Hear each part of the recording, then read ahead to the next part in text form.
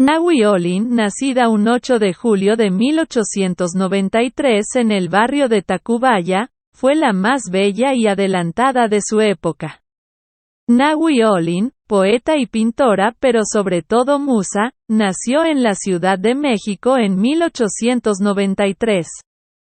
Hija del general Manuel Mondragón, sobre quien recae la ejecución de la decena trágica, creció en el seno de una familia adinerada, en pleno porfiriato. Nahui Olin tenía lava en vez de sangre y el cuerpo como provocación. El desafío era su norma y la creatividad le estallaba a borbotones. Asombró y posó para Diego Rivera. Escandalizó a México en los años de sus vanguardias, fue la loca en la época de la locura, escribió poemas, pintó a su aire. Mostró su cuerpo como obra de arte en portadas de revistas de variedades y asistió sola a su ocaso de la vida dando clases en un colegio donde nadie sabía que el nombre de aquella mujer, que vivía entre la escasez, medio siglo atrás fue sinónimo de frenesí. Los grandes ojos de Nahui Olin eran de un verde felino y su pelo una hoguera. Era como si lo fuera iluminando todo a su paso. Como si el mundo se incendiase al calor de su mirada. Nahui Olin no era Nahui Olin en el comienzo sino Carmen Mondragón, 1893 a 1978. Nahui Olin, en náhuatl, en azteca, significa el último sol. Pero también el primero, el que deslumbra y ciega, el poder con que el astro hace girar a los planetas y el que mueve los ciclos del universo.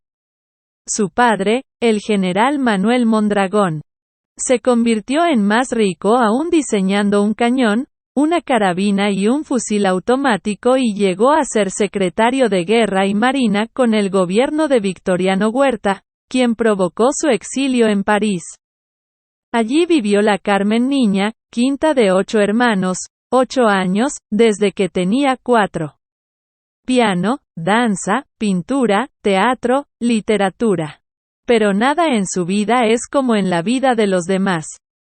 Carmen se casa por contentar a su padre con un cadete que la turbó al verlo montado a caballo con la gallardía que un jinete puede despertar al verlo al trote por un cuartel. Se llamaba Manuel Rodríguez Lozano y la boda fue portada en los Hola Aztecas en plena Revolución Mexicana. Pero, exiliados de nuevo. Vivirán un poco cada uno por su lado en el París de cuando París era París, de cuando había que estar en París, cuando París era Picasso, Juan Gris, Braque y Matisse. Y a ellos Carmen los conoció y los trató. Allí prendió la lava que nunca se extinguió, o que acabó extinguiéndola. Luego de tener a varios amantes, a los 40 años conoció al capitán Eugenio Agachino, de quien se enamoró perdidamente. El buen amor la llevó a crear una prolífica colección de poemas que aludían al cosmos y pinturas de estilo naif. La muerte de Agachino a manos del mar fue un golpe del que Carmen jamás se recuperó. Se retiró de la vida pública en 1934. Nahui optó por la soledad que acarreó una devastadora locura. Vivía con decenas de gatos y se le podía encontrar deambulando por la Alameda. Nahui, deshecha, demente, sucia, obesa, sin un centavo, cayó para no levantarse jamás. Enferma. Pidió a sus sobrinas que la trasladasen a la recámara donde nació, y el 23 de enero de 1978, a los 85 años, Nahui Olin cerró para siempre sus bellos y enormes ojos verdes. Sus restos descansan en el Panteón Español de la Ciudad de México.